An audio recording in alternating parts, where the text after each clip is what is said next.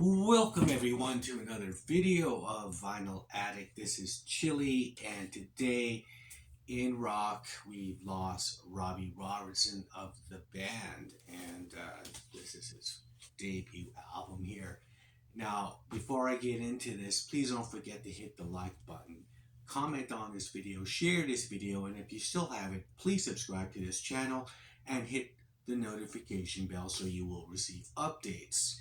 Okay, I don't usually do videos about someone passing. I'll probably just play a little bit of a short of their music and, uh, just pretty much have them memorialized in that sense. Just let the music do the talking. However, Robbie Robinson is somebody that we don't really hear a lot about, and he's very in the history of rock and roll. I think is very important musician, and so I'm just pretty much just gonna go talk about what his music meant to me. I see a lot of these videos out, which oddly enough, about the top 10 albums you play the most, and I've been trying to get around to that, and Robbie Robinson's album is one of them, actually, and the 1987 debut. This has a lot of guest appearances on here, whether it was Peter Gabriel, U2, and it was how I really got introduced to him more from 80s artists, or well, Peter Gabriel being a solo artist at the time, and very popular on MTV and this and that. Didn't know really at the time he was connected to the band. I did know who the band was. I knew, some songs in here and there, but didn't, put him with that band. And I did end up getting into the band, and these albums here, music from Big Pink is one of my favorite albums, and of course the self-titled album The Band, which the songs on here, Up on Cripple Creek, um, The Night They Drove Old Dixie Down, and those songs, well, The Weight, they're all classic rock songs, and I would hear them on the radio. I remember growing up and just hearing these songs on the radio, and never really heard who the band was, because the band was called The Band. And so, like, well, who's that band? And now going through, just finding out who the band was, and a very good movie to realize how they got their name is this film called Once Were Brothers, Robbie Robinson and the Band. Now, this is a really great documentary of this band. And as a backup band to Bob Dylan when he became electrified and everything and went on tour, he brought the band as his backup band. And everywhere they would go in town, and they would be somewhere outside, in public, shopping or eating, and people would be like, "Hey, aren't you guys in that band, Bob Dylan's band, right?" And he's like, "Yeah, we're part of the band." And when by the time they said, "You know what, we got to do our own thing, and what are we gonna call ourselves?" And we just always been called the band, so they just stuck with that, which was really cool, kind of funny.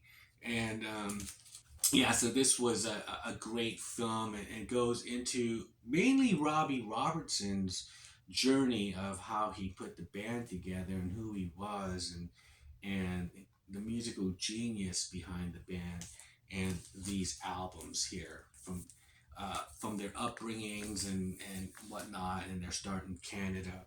And then another great album with the band is Bob Dylan and the Band Live. Now, after they broke out of from underneath Dylan's wing and started their own career. Of course, they did reconvene and make an album and toured together, and the band was backing up Bob Dylan again, but this time they were kind of um, not really backing him up, but they were now equals. So they'd sing two Bob Dylan songs, and then they would do two band songs, and so the audience was just getting a treat of this every night on this tour. If you love Dylan and if you love the band, and so it was beautifully recorded and immortalized in this album. And so in here you see the guys, and Bob Dylan and the band, right? See, they're all the same. It's really cool. And so by the time, I did all my research and everything about who Robbie Robertson was, because, in the 80s, growing up, this album came out, and there were some songs on MTV, like Somewhere Down That Crazy River, which was a popular song, and everything. And U2 was really big at the time. The Joshua Tree was the big album, one of the big albums, and they had one of the biggest tours. I went to that as a teenager, and so um, I was gonna get this album no matter what. After they were kind of saying, "Oh, we're on that album," and they do a couple of songs on here, "Sweet Fire of Love" and "Testimony." So U2 is being the band to what the band was for Bob Dylan on some of these songs. They're backing up Robbie Robertson. So really interesting, really cool.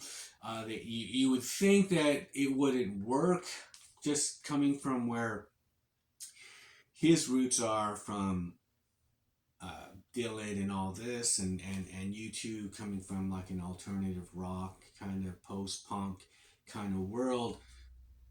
However, it works really well. If you haven't heard the song "Sweet Fire of Love," it's a great example of just two worlds colliding. It's probably one of the best collaborations I've heard. I feel like this song, if it was matched against U2 and BB King, "When Love Comes to Town," it's a very, very close race. You know, um, this has more of his guitar solos on here, while U2 is backing him up. So you really hear Robbie Robinson and his unique style of playing. He plays with his fingers. He doesn't play with a pick too, and that's one of the things that he is pretty much underrated as a guitar player. But he's a great guitarist, and so it's great. This album, and he was working on his 14th. So he was still going strong and everything, and there was, of course, going to be a band reunion. They never quit the band, and that was one of the great things about this movie. If you ever get a chance to see it, from the executive producer Martin Scorsese, it's yeah, they talk about how the band just kind of like took a break, and they never really broke up. They were just trying to get back and meet with other people's schedules, and then everyone was kind of having life get in the way while they first kind of took their hiatus, and people were going in different directions and whatnot. And they would try to get back together and make that album, but they never did. Of course, some people passed on, but this was a great testament also on Robbie Robinson. Like I mentioned, it's a great film. And, let me know what your thoughts are. I feel this is a great loss in rock and roll. It's one of the greatest unsung heroes of rock and roll. And the band, Bob Dylan, it's, this guy is all part of that whole genre, that whole kind of, without the band, we wouldn't have bands like the Black Crows, and bands with that kind of southern kind of rock sound. And To find out they were Canadian was one of the things that kind of like threw me off too. I thought they were like an American band, but no, they're from Canada.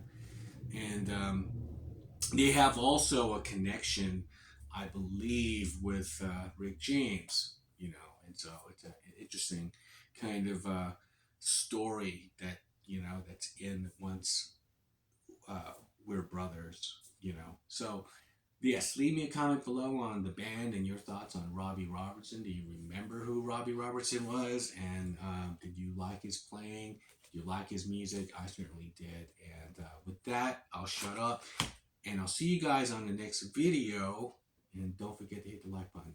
Bye.